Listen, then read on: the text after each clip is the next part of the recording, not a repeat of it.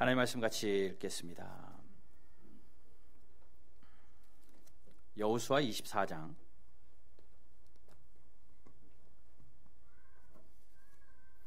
여호수아 24장 14절에서 18절 말씀까지.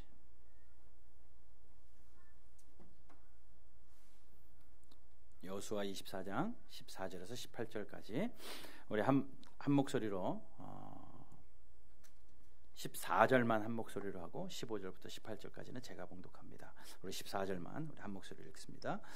그러므로 이제는 여호와를 경외하며 온전함과 진실함으로 그를 섬기라. 너희의 조상들이 강 저쪽과 애굽에서 섬기던 신들을 치워버리고 여호와만 15절도 같이 읽습니다. 만일 여호와를 섬기는 것이 너희에게 좋지 않게 보이거든 너희 조상들이 강 저쪽에서 섬기던 신들이든지 또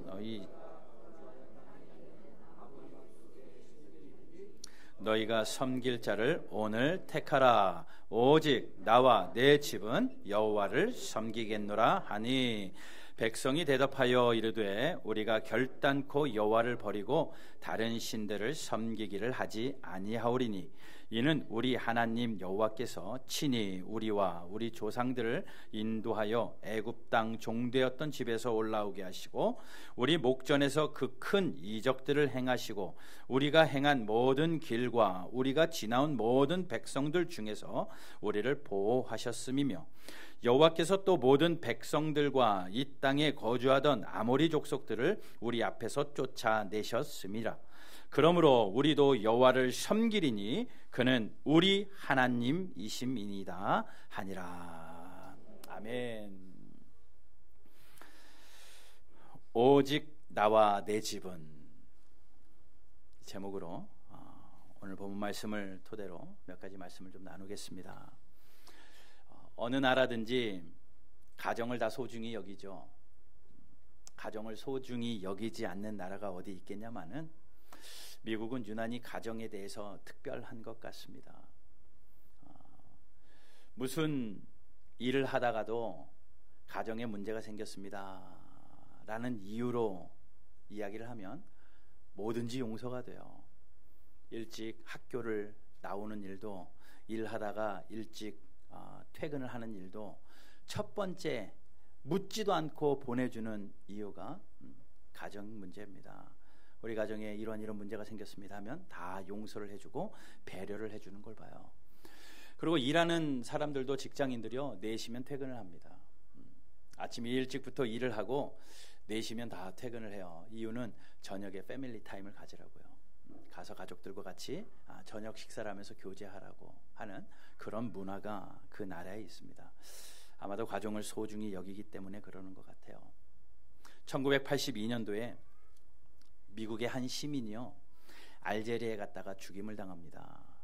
그런데 31년 만에, 정확히 31년 만에 그 알제리에 있던 그 시신을 미국으로 모셔오는데 대통령들이 쓰는 군함을 보내서 그 시신을 미국으로 데리고 옵니다. 미국은 한 영혼, 한 생명을 굉장히 소중히 여기기 때문에 당연히 그러려고 하는데 그런 일들이 종종 있긴 하는데 얼마 전에도 있었던 것 같아요. 근데 그날은 유독 그 군함이 미국에 당도할 때에 미국의 고위 관직들이 그 항구에 다 모여 섰습니다. 고위 관직들뿐만 아니라 더 놀라운 것은 미국의 대통령까지 나와서 머리를 숙이고 그 시신을 맞이하며 31년이 지난 근데도 애도했다라는 그런 뉴스가 있습니다. 그래서 세계에 굉장히 이슈가 되었는데 도대체 그가 누구냐? 많은 사람들이 관심을 갖는 거예요. 도대체 어떤 시신이길래 31년 만에 시신이 돌아오는데 미국의 높은 분들이 다 나와 있고 대통령까지 나와가지고 머리를 숙여서 그 시신을 맞이하느냐? 알고 봤더니 그 시신이 장군도 아니에요. 노벨 평화상을 받은 놀라운 높은 사람도 아닙니다. 그 사람은 그저 노래 한 곡 지어서 부름으로 유명해진 미국 사람들에게 그 노래로 심금을 울린 사람인데 그분의 이름은 존 하워드 페인이고요. 그분이 만든 노래는 스윗 홈, 홈 스윗 홈입니다. 즐거운 곳에서는 나로라 하여도. 아세요? 즐거워 해야 되는데 어디 가셨어요? 지금 이거 하려고 딱 준비하고 있었는데 우리 같이 한번 즐거운 곳에서는 우리 가정을 생각하면서, 우리 가정이 스윗 홈입니다. 우리 함께 같이 즐거운 곳에서는 나로라 해도. 즐거운 곳에서는 나로라 하여. 내 쉴 곳은 작은 집 내 집뿐이니 내 나라 내 기쁨 길이 쉴 곳도 꽃피고 새우는 내 집뿐이니 오 사랑 나의 집 즐거운 나의 본 내 집뿐이니. 하도 오랜만에 부르니까 잘 모르겠네요.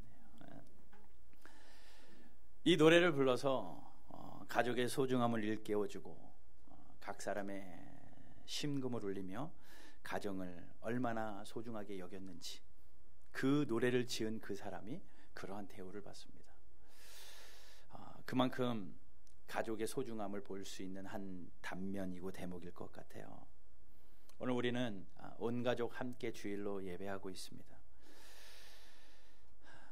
특별히 오늘 본문 말씀에서는요, 한 인생의 말년에 있는 노인이 자기의 생의 마지막 순간에 내뱉은 말로써 자기 가족을 생각하며 자기의 가족을 이렇게 살겠노라고 다짐하는 그 한 모습이 오늘 본문에 나와 있어요. 가족이 얼마나 소중하고 얼마나 귀하면 이런 일들이 있을까? 가만히 보면요, 우리가 살아가면은 어떤 모임이든지 우리가 참석할 수 있습니다.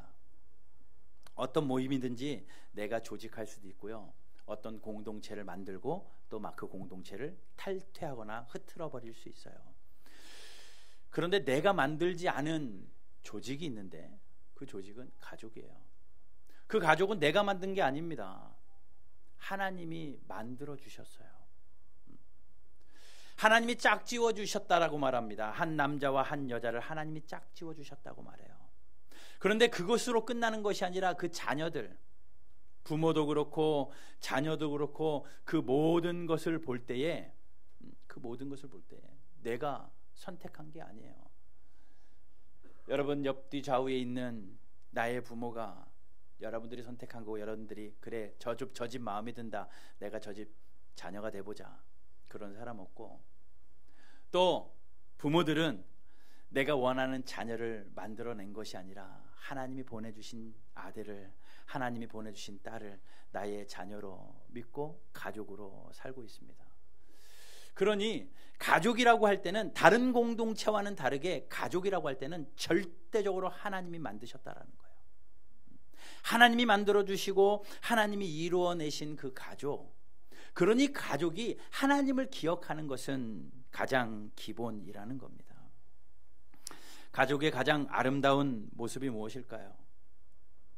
재산을 많이 늘려서 그 재산을 자녀들에게 물려주고 자기의 이름 석자 남기고 자기의 사업을 남겨서 떠나는 모습이 가장 아름다운 모습일까요? 가족을 만드신 하나님 앞에서 아름답게 살아내는 모습은 과연 무엇일지. 오늘 본문의 한 노인은요, 자기의 인생을 다 살고 마지막에 우리의 가족은 이렇습니다 라고 그 공동체 앞에 고백함으로 그 공동체가 전체 그것이 전염병처럼 퍼져서 모두가 우리도 그러겠습니다, 우리도 그러겠습니다, 아름다운 가정들의 모습을 보여준 한 단면이기에 오늘 저는 그 말씀을 읽으면서 저와 여러분들이 동일하게 그 노인이 외쳤던 그 외침이 우리에게도 들리고, 우리도 동일하게 그렇습니다 하나님, 우리 가정도 그러겠습니다, 나와 내 집도 이러겠습니다 라고 고백하고 결단하는 귀한 시간 되시기를 주님의 이름으로 축복합니다. 그 노인의 이름은 여호수아입니다. 여호수아가 110살을 살거든요. 그가 누굽니까? 모세라는 유명한 자의 후계자입니다. 모세는 이스라엘 백성들을 이끌고 나온 위대한 지도자였고, 모세가 자기의 일을 후계자인 여호수아에게 맡기고 너는 가나안 땅에 가서 정복하고 이 땅을 이 나라로 만들라라는 그 사명감을 가지고 그 일을 충분히 감당했던 사람입니다. 그는 7년 동안 그 땅을 정복하느라고 전쟁을 했습니다. 그리고 또 다른 7년 동안은 그 땅을 족속들에게 나누어 주느라고 힘쓰고 애썼습니다. 그가 정복하는 기간에는 가나안의 31명의 적군들을, 왕들을 무찌르고 또 땅을 다 나누어 주고 후계자된 여호수아가 이스라엘 백성들을 전부 다 한 땅으로 모아요. 모든 것을 다 마무리, 사명을 마쳤습니다. 해야 될 일을 다 마치고 이제 하나님이 부르실 때를 직감한 그는 한 땅으로 모아요. 여호수아 24장 1절입니다. 우리 읽지 않았는데 1절을 제가 볼게요. 여호수아가 이스라엘 모든 지파를 어디에 모아요? 세겜으로 모읍니다. 세겜 땅으로 모아놓고 그 이제 마지막 이야기를 쭉 해내려 가는데, 그 세겜 땅이 어떤 땅이 있느냐라고 말하면 그 세겜은요, 성경에 제일 먼저 등장한 게 창세기 12장이거든요. 창세기 12장에는 아브라함을 하나님이 부르시는 장면입니다. 12장 5절에 보면 하나님이 아브라함을 부르셔서 아브라함에게 너는 본토 친척 아버지 집을 떠나라 라고 말하잖아요. 아브라함이 하나님의 명령만 가지고 떠납니다. 그런데 아브라함이 세겜 땅을 지나갈 때에 상수리 나무에 이르니 그 땅을 지나갈 때에 하나님이 아브라함에게 나타나셔서 이 땅을 내가 너에게 주겠다. 이 땅을 내가 너에게 주겠다. 그리고 너의 자손들은 하늘의 별과 같이 바다의 모래알같이 많게 할 것이다. 너의 후손에서 위대한 왕이 나오게 하시겠다. 하나님께서 이 놀라운 약속을 하시고 창세기 15장에서는 약속을, 언약을 체결하는 곳이 바로 세겜입니다. 하나님이 약속을, 언약 체결식을 해요. 창세기 15장에서요. 그렇게 언약 체결을 했던 그 장소, 그 위대한 장소, 우리의 조상이 하나님과 약속을 하셨던 그 장소에 와서 다시 한번 여호수아가 이야기를 합니다. 그 당시 서로 계약을 할 때에는요, 뭐 지금이야 사인하고 계약서가 있겠지만 그 당시 중동 고대 고대 중동에는 계약하는 방식이요, 짐승을 반으로 쪼개요. 짐승을 반으로 쪼개서 그 짐승 사이로 계약자들이 서로 오갑니다. 그러면서 만약에 계약을 파기할 시에는 이 짐승과 같이 이렇게 될 줄 알아라 라고, 그렇게 계약하는 것이 그 당시의 풍습이었거든요. 창세기 15장에 보면 그것이 그대로 나와요. 하나님께서 아브라함에게 짐승을 가져오라고 합니다. 그래서 순양, 순염소, 숫소를 가지고 3년 된 숫소를 가지고 집비둘기와 산비둘기 5마리를 가지고 오거든요. 하나님께서 집비둘기, 산비둘기는 작으니까 치우고 이 셋, 숫소와 순양과 순염소, 3년 된 이 숫소, 순양 가릅니다. 그 중간을 딱 가르고 피비린내 나는 그곳을 서로 오가며 계약하는 그 장면이 창세기 15장에 나와요. 그 당시에는 그렇게 계약을 할 때는요, 주로 약소국가의 임금이, 강자는, 값된 강자는 자르고 쳐다만 보고 있고요, 약소국가인 임금이 그곳을 오갑니다. 그러면서 내가 당신의 약속을 어길 시에는 이렇게 피비린내 나고 이 처절한 일을 내가 당해도 좋습니다. 굉장히 굴욕스럽게 그곳을 오가는 거예요. 그러니 강자는 그냥 가르고 지켜만 보고 사인을 하는 입장이고, 약자는 그곳을, 그 사이를 지나가는 그러한 일들이 있습니다. 그리고 그 계약서에는 주로 어떤 내용이냐면 갑에 대한 이야기가 주로 써 있어요. 누구인지, 누가 강자고 어떤 사람인지, 그리고 그 계약의 배경이 꼭 설명이 됩니다. 이 세겜 땅에 다시 불러서 그 계약을 상기하는 거예요. 그리고 그 계약의 주체 되신 갑이 누군지, 하나님과 이스라엘 백성들이 계약한 그 하나님이 어떤 하나님이신지 여호수아는 그 모인 사람들에게 설명해 주고 있습니다. 그것이 우리 읽지 않았는데 1절부터 13절까지, 1절부터 13절까지 하나님이 어떤 하나님이신지 쭉 소개하는데, 거기서 제일 많이 반복되는 단어가 뭔 줄 아십니까? 무려 20번가량 반복되는 단어가 있는데 그것이 내가예요. 하나님 자신이 이스라엘 백성들을 이끌어내었다. 하나님, 내가 이 재앙을 내렸다. 하나님, 내가 이 가운데 행한 것 같이 너희를 인도하였다. 6절에서는 하나님, 내가 바다에 이른 그들을 건졌고 홍해를 쫓아온 그들을 멸하게 하셨고, 7절에서는 내가 8절에서는 하나님이 인도하셨고 하나님이 하셨습니다. 하나님이 하셨습니다. 13절까지 모든 순간순간 하나님이 하셔서 처음부터 지금까지 하신 분이 하나님이십니다. 여호수아가 그 고백을 하는 거예요. 왜 백성들을 모아놓고 그 고백을 할까요? 그 수많은 사람들을 모아놓고 왜 하나님이 주어 되셔서 하나님을 말씀하고 있을까? 하나님이 인생의 주인공이라는 거예요. 당신들이 살고 있는 이 삶이 당신들이 한 것이 아니라 지금 이곳에 와서 약속의 땅에 서 있는 것이 나의 노력도 아니고 너의 잘남도 아니고 오직 하나님이 하셨다. 하나님이 처음부터 계획하셨고 하나님께서 인도하셨고 이끄셨고 지금 이곳에 있게 하신 것도 하나님이셨다. 하나님이 하셨다. 하나님이 하셨다. 이것을 이스라엘 백성들에게 이야기합니다. 여러분, 아마 여러분들의 인생에 자서전을 적는다 하면 어떻게 적겠습니까? 대부분의 자서전들을 읽어보면 살아온 그 사람이 주인공이 되어서 내가 이 일을 했고 내가 이렇게 했고 내가 내 삶을 살았고 내가 이렇게 인생을 마무리했다. 내가가 주인공이더라고요. 그런데 저와 여러분들의 자서전을 쓴다면 우리의 삶의 주어는 하나님이 되시기를 주님의 이름으로 축복합니다. 하나님이 하셨습니다. 하나님이 나를 이 땅에 보내셨습니다. 하나님이 우리의 가정을 세우셨습니다. 하나님이 우리의 자녀들을 지키셨습니다. 하나님이 내 사업을 지키셨습니다. 하나님이 내 생명을 지키셨습니다. 하나님이 나를 여기까지 오게 하셨습니다. 이런 하나님이 주인공이 되는 저와 여러분들의 삶이 되시기를 주님의 이름으로 축복합니다. 여호수아는 그 수많은 사람들을 데려다 놓고 그 얘기하는 거예요. 하나님이 하셨다. 하나님이 주인공이다. 여러분, 그렇게 고백하실 수 있습니까? 가족이 모여 앉아 있는데 우리의 가족 여기에 온 것 하나님이 하셨다. 고백하실 수 있겠습니까? 우리의 부모님을 보며 또 우리의 자녀들을 보며 우리의 사업과 우리의 모든 것들을 보며 하나님이 이렇게 하셨습니다. 하나님이 여기까지 오게 하셨습니다. 그 고백이 우리에게도 동일하게 있게 되기를 주님의 이름으로 축복합니다.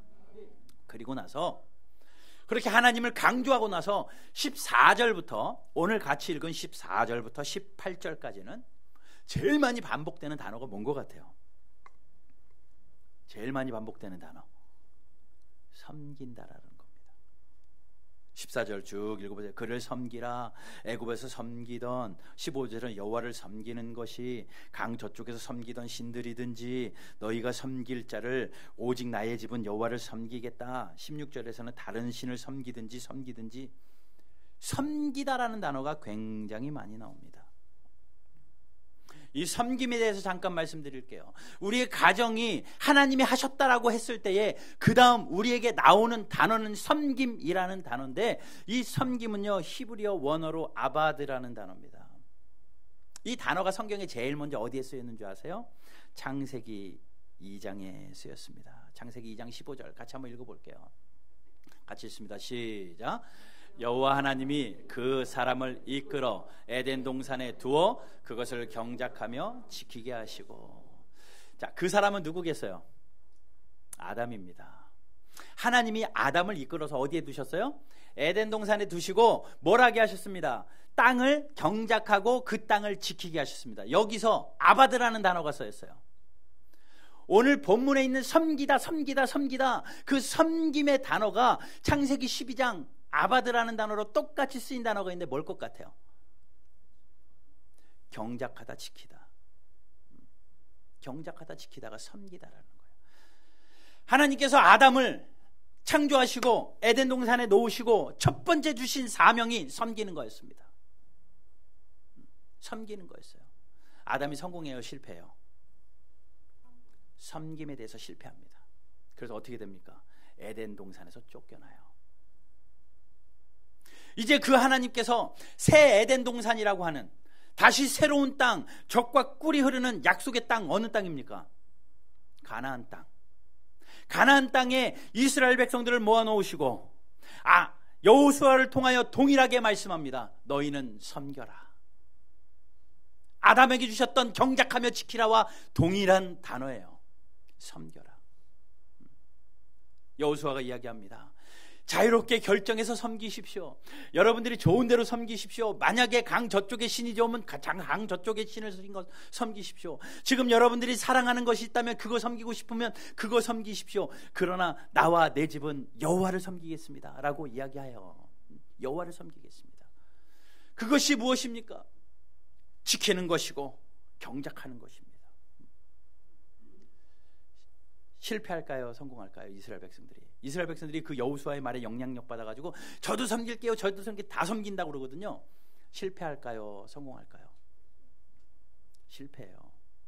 실패해가지고요, 여호수아 23장 보세요. 23장 마지막 16절 보게 되면, 만일 너희가 너희의 하나님 여호와께서 너희에게 명령하신 언약을 범하고 가서 다른 신을 섬겨 그들에게 절하면 너희 여호와의 진노가 너희에게 미치리니 너희에게 주신 아름다운 땅에서 너희가 속히 멸망하리라.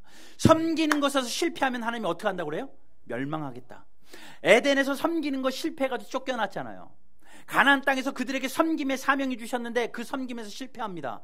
그래서 바벨론의 포로로 쫓겨납니다. 섬김에서 성공하지 못해요. 하나님이 섬기라 하는데, 인생들에게 섬기라 하는데 모두 다 실패해요. 죄악 가운데 출생한 모든 인류는 이 섬김에서 실패할 수밖에 없습니다. 저와 여러분도 자신 있게 섬긴다고 해도 실패할 수밖에 없을걸요. 그래서 하나님께서 섬김의 본을 보여주십니다. 이것이 섬기는 거다.